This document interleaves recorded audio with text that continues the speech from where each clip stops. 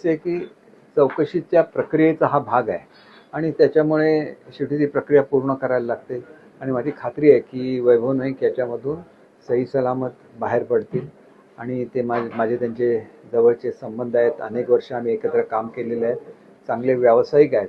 त्याच्यामुळे त्यांच्याकडून असं काय झालं असेल असं मला वाटत नाही.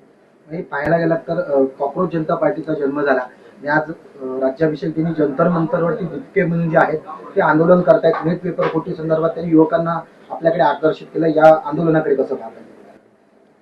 एक गोष्ट अशी आहे की एखाद्या स्टेटमेंटवरून एखादं आंदोलन उभं राहावं अशी परिस्थिती नाही आहे. शेवटी झालेल्या स्टेटमेंटचा वापर करून हे केलं जातं आहे. हे कितपत योग्य आहे ह्याच्यावर कॉमेंट देण्याएवढा मी मोठा नाही. भारताची जनता याच्यावर विचार करेल. शेवटी अतिशय चांगलं असं प्रशासन आदरणीय मोदी साहेबांनी या देशाला दिलेलं आहे आणि आपली 10-15 वर्षापूर्वी कशी स्थिती होती, आपण परदेशात गेल्यानंतर आपल्याकडे कुठल्या नजरेने बघितलं जातं आणि आपल्याकडे आज किती आदराने बघितलं जातं. जे लोक परदेशामध्ये प्रवास करतात, दुसऱ्या देशांना भेटी देतात, त्यांनाच हा फरक जाणवू शकतो. अगदी प्रत्येक आपल्याकडे किती एअरपोर्ट होते, आज किती आहेत, किती मेडिकल कॉलेजेस होती, आज किती आहेत, या सगळ्याचं आपण शेवटी तुलना केली पाहिजे. आणि जी प्रगती गेल्या 40 वर्षामध्ये होऊ शकली नव्हती ती त्यांनी 10 वर्षामध्ये करून दाखवलेली आहे. ही वस्तुस्थिती आहे आणि त्याच्यामुळे त्याचं कौतुक झालं पाहिजे असं मला वाटतं. सावंतवाडी मतदारसंघामध्ये वेंगुर्ला तालुक्यातील आडेल या गावात पाणी टंचाईचा प्रश्न निर्माण झाला. विहिरीचं काम आहे तर त्या पूर्ण झाले नाही. तिथील जे नागरिक आहेत ते संतप्त प्रतिक्रिया देत आहेत. यावरती तुम्ही काही? निश्चितपणे मी व्हिडिओना सूचना देईन, त्यांना त्या गावाला भेट द्यायला सांगेन आणि आवश्यकता असेल तर तिथं टँकरद्वारे पाणी देण्याची सुद्धा व्यवस्था केली जाईल. मी आताच कलेक्टर मॅडमशी बोलतो, कारण आपला टँकरमुक्त जिल्हा आहे. अशा परिस्थितीमध्ये हे होता कामा नये. तरी पण का झालं आहे याची मी 100% चौकशी करेन.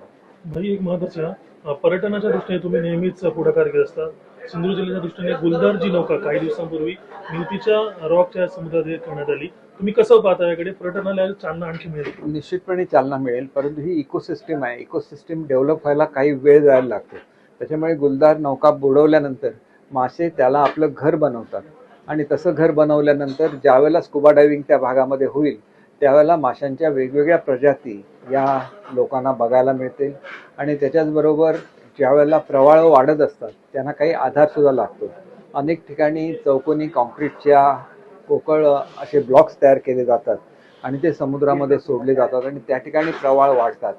आता असं एक स्ट्रक्चर मिळालेलं आहे, त्याच्यावर सुद्धा प्रवाळ वाढेल अशी मी अपेक्षा करतो. शेवटी ही असलेली प्रवाळ हे सिंधुदुर्ग जिल्ह्याचं एक खजिना आहे आणि तो खजिन्याचं संवर्धन झालं पाहिजे या दृष्टीने. आणि त्याच्याचबरोबर प्रत्येकाला स्कुबा डायव्हिंग करता येतं असं नाही.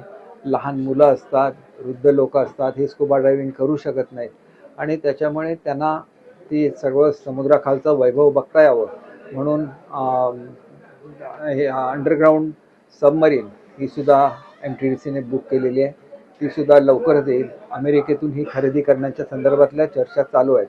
तसं झालं तर हे संपूर्ण खजिना हा पर्यटकांना खुला होईल आणि असं करणारं महाराष्ट्र पहिलं राज्य ठरेल. खरं तर राजकीय प्रश्न. काल आमदार निलेश राणे असं म्हणाले की शिवसेनेचे जे विचार होते राखलेले आहेत. जी निवडणूक झाली आता विधान परिषद निवडणूक, त्यामुळे रायगडचं पालकमंत्रीपद आता भरत गोगावलेंनाच मिळावं यांनी अपेक्षा केली. निश्चितपणे मिळालं पाहिजे, कारण तिथं जास्तीत जास्त आमदार हे आमच्या शिवसेनेचे आहेत आणि केवळ वादामुळे इथलं पालकमंत्रीपद हे स्थगित राहिलेलं आहे.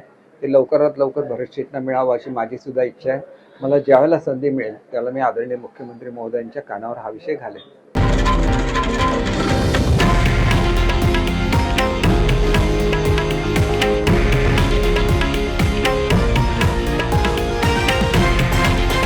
हे आहे देशातील नंबर 1 न्यूज नेटवर्क आणि आपण पाहत आहात TV9 मराठी, एकमेव.